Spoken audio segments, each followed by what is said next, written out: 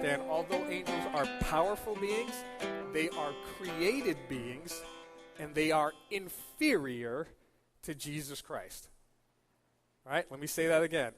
He's making sure that everyone understands and that you and I understand that although angels are powerful beings, they are created beings, and they are inferior to Jesus Christ. Now, he gives this kind of encouragement to the church, and he says that remember to, be nice to one another.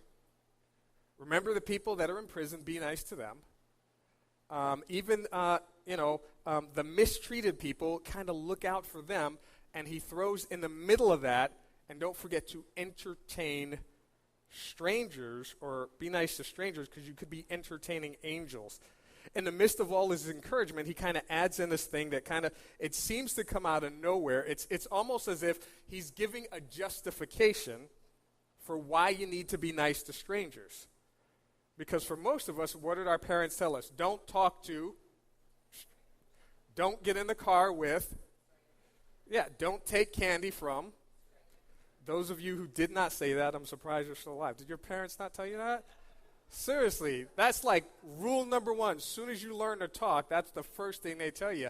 Now, really quick, what we can do is we can hit on a couple of things that we know are not true about angels, all right? One error we can clear up right away is we do not die and then become angels.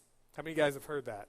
I'm not saying how many believe it, but how many have heard it, okay? Quite a few people have heard that we die and then become angels. Actually, I don't know where that came from, whoever came up with that, because for most of us, we think of things the other way, right? When we have a baby, what do we call them? Little angels, right? We look at their picture and we say, oh, how cute. All right, that's my oldest son, Jonathan, and we say how cute they are, and we dress them up, and we do all and we say, oh, they're such cute little angels, until when? Till they grow up.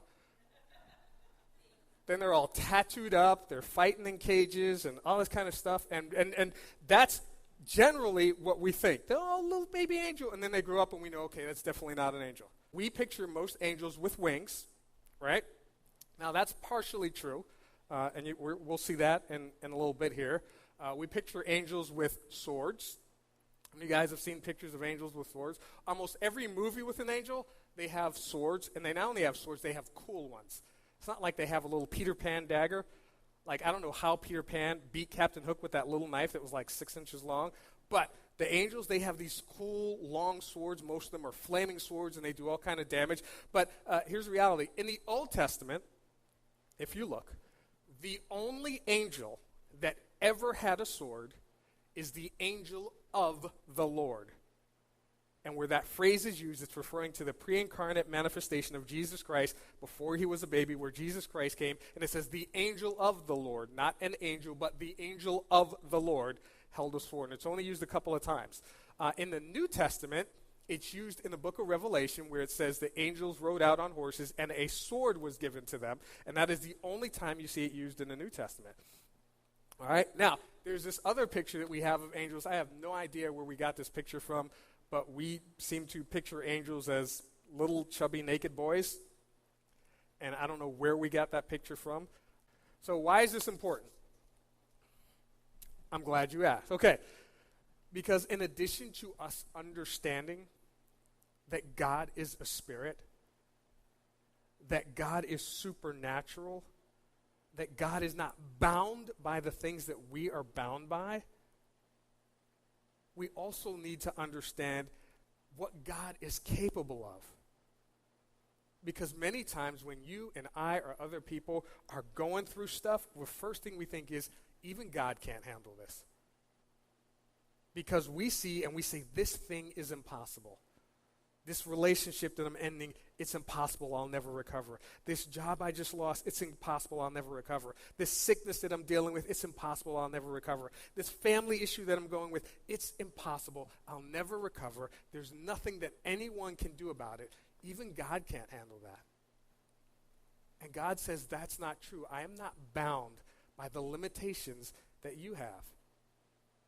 God is so far above and so much more anything that our minds could grasp or imagine.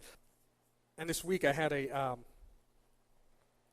a meeting with pastors, and as we were meeting, we were talking about just the state of our world and how the church has really stepped back from the role that God had in store for it.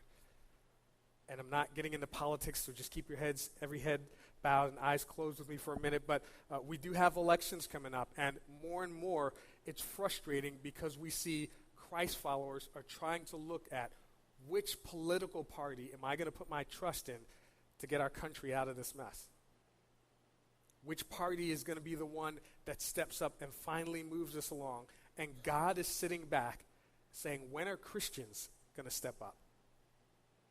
And use the powers, the skills, and the very Spirit of God that He has put in us to do what He has called us to do to get this country out of its mess. And if we think in the realm of, I'm not trying to talk politics, but in the realm of government and politics, whether it be local government, state government, federal government, at every level, there are just issues that need to be resolved, and there's not a mechanism or a party that can do it. But as your eyes are closed, picture with me for a moment, what would it be like if every single Christ follower, before they voted, days and weeks before, just said, God, what do you want me to do about this?